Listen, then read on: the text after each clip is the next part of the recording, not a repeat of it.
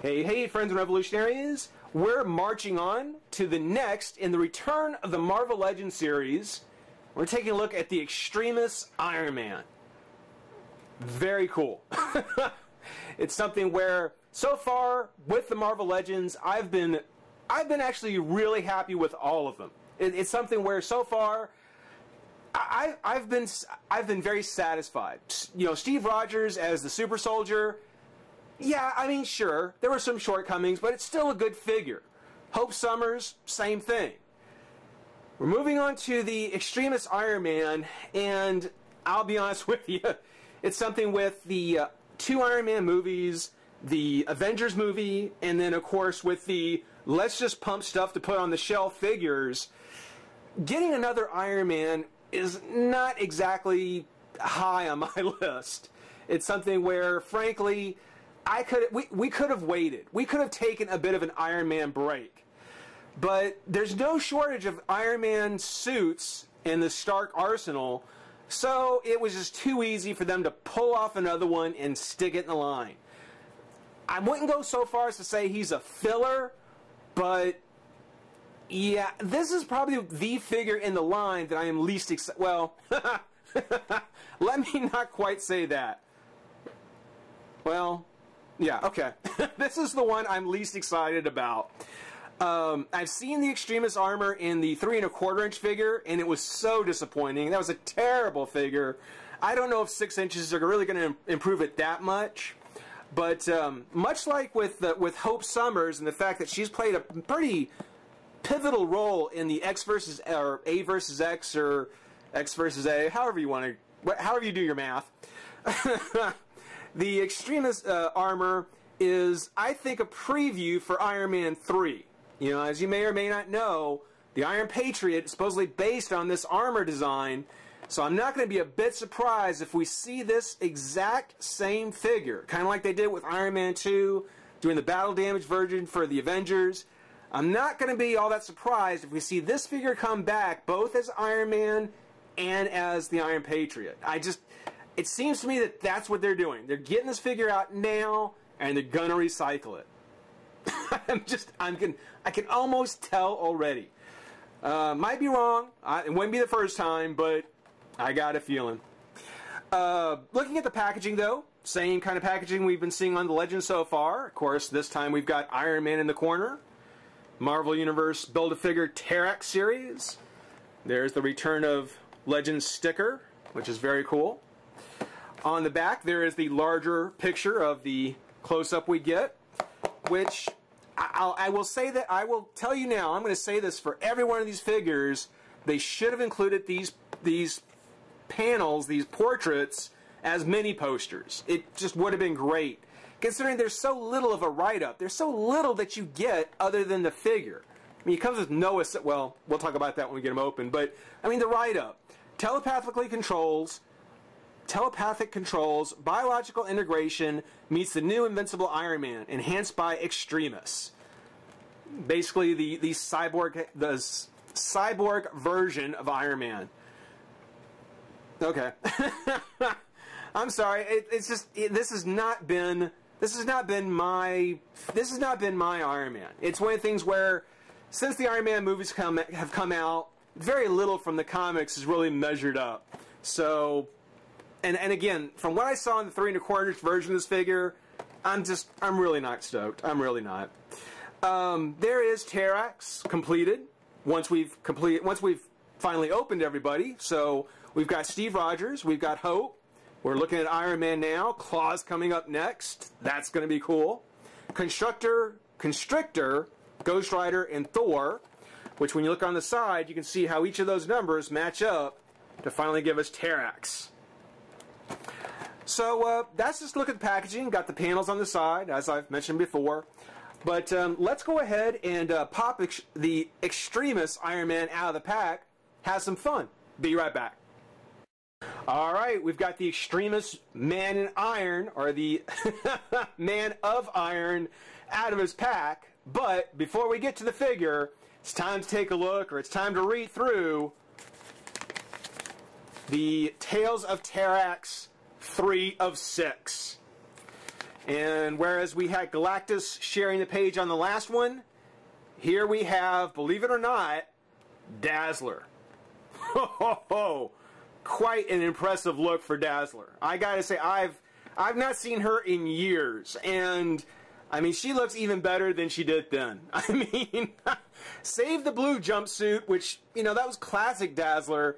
She's evolved a lot, and this is just, wow. That is a great picture. And of course, there she's got all her fans yelling and screaming and stomping behind her. But what does Dazzler have to do with Terrax? We'll find out. Rebelling against his master, Terrax fled into space, hiding inside a black hole. With her ability to change sound energy into light, Dazzler was the only being capable of reaching him. Dazzler tapped the power cosmic gifted to her by Galactus, converting an unending supply of sonic energy into light, allowing her to penetrate the dark depths of the black hole. She fought, subdued, and returned the wayward herald to his master. Unfortunately for the aspiring songstress, while enabling her to perform incredible feats of intergalactic exploration, receiving the power cosmic did not provide a boost to her singing career. That's pretty harsh, you know. She's one of the more powerful galactic beings ever, imbued with the power cosmic, and she still can't get a gig. That's just harsh and mean. So that's the next story in the Tale of Terrax, which, just so we don't forget, on the back are the instructions on how to put him together, which I will admit I will be needing, because left on the left side and right on the right is just a little too much for me. But yeah, let's take a look at Tony and his Extremist Armor. Now, this is, of course, the armor that was the cyborg armor, basically the armor that would infuse itself to his body. So it doesn't have the same kind of machine look. It doesn't have the same armored look that we really have come to see from Iron Man lately. You know, a lot of what I have a problem with the design on this figure is mostly just because I've been spoiled with all the great Iron Man suits that we've been seeing through the movies and even some of the more recent comics.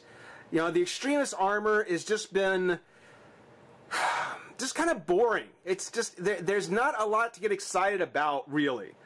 And it's disappointing, because there is a lot more they could have done with it, I think.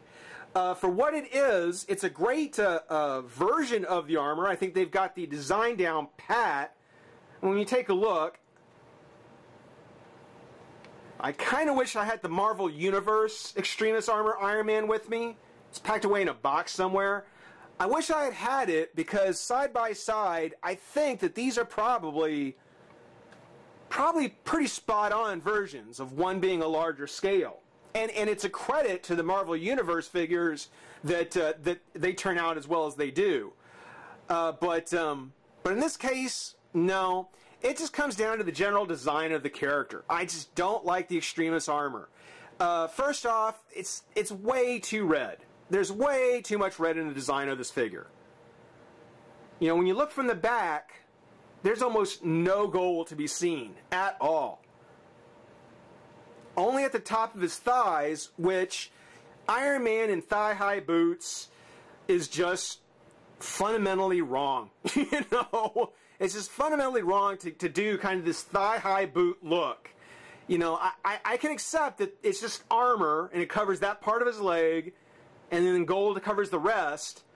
But come on, I mean, that is clearly an attempt to give him thigh-high boots, and it just looks bad. I just don't like it. From the front, the only other gold he has is on his biceps, and it's a very small amount. I mean, there's really no reason why his abdomen couldn't have had a gold pattern to it. Maybe something on the gloves, maybe something on the boots.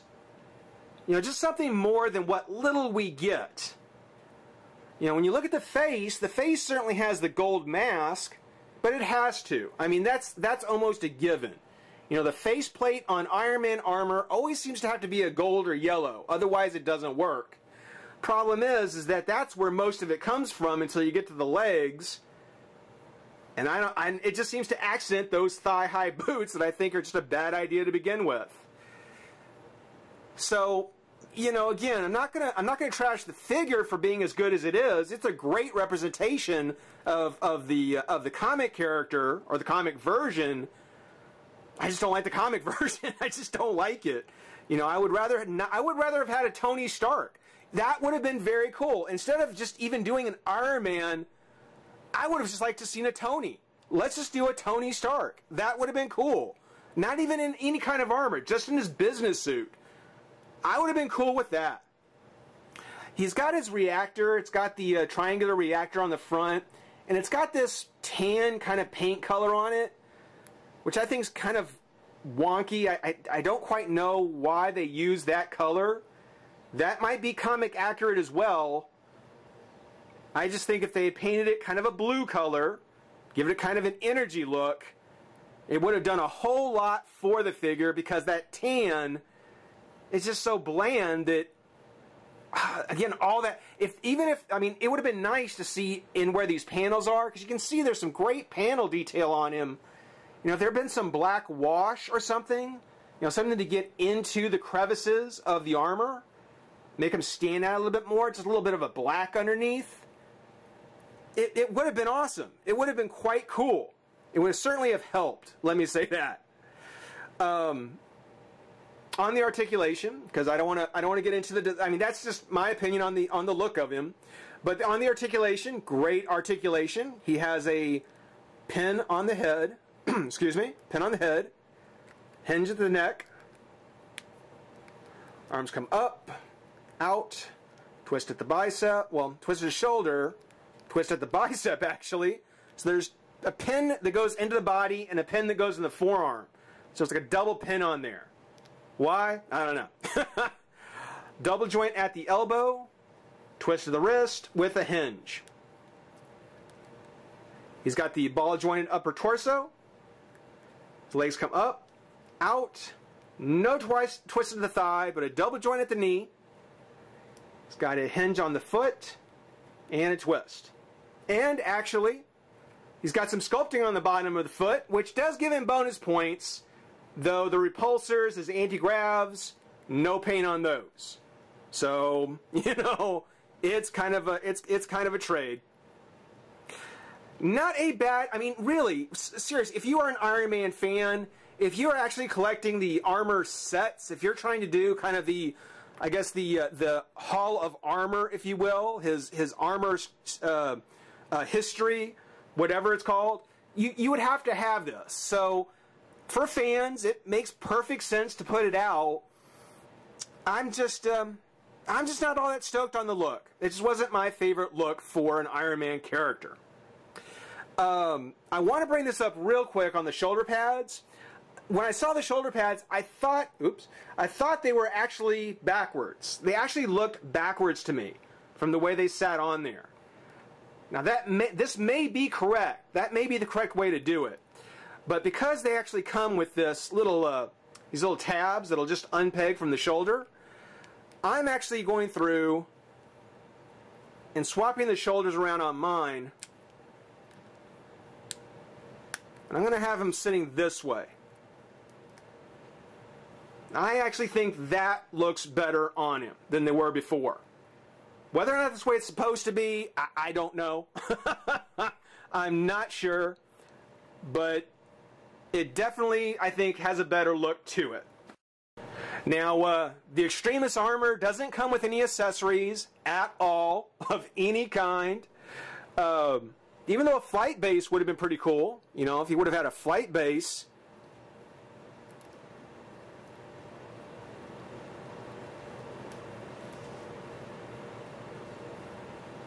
Well, whatever. Maybe not. Oh, one other thing. And I will say this too. There are little things on the figure that I picked up on that I didn't notice right off the bat. When you look on his on the side of his waist here, he's got those little round disc things like the old classic Iron Man used to, and they'll actually twist and move up out of the way, so the leg gets a little more clearance for movement. So you can move it down like so, and give it more of a classic comic look. But if you want to pose him somehow, all you have to do is rotate that up, and now the leg comes out and has plenty of room to go to the side. It's just something I wanted to point out. It was actually really cool because at one point I saw it like that and I thought it was crooked, and then I realized it was just twisted around. So it's actually very cool.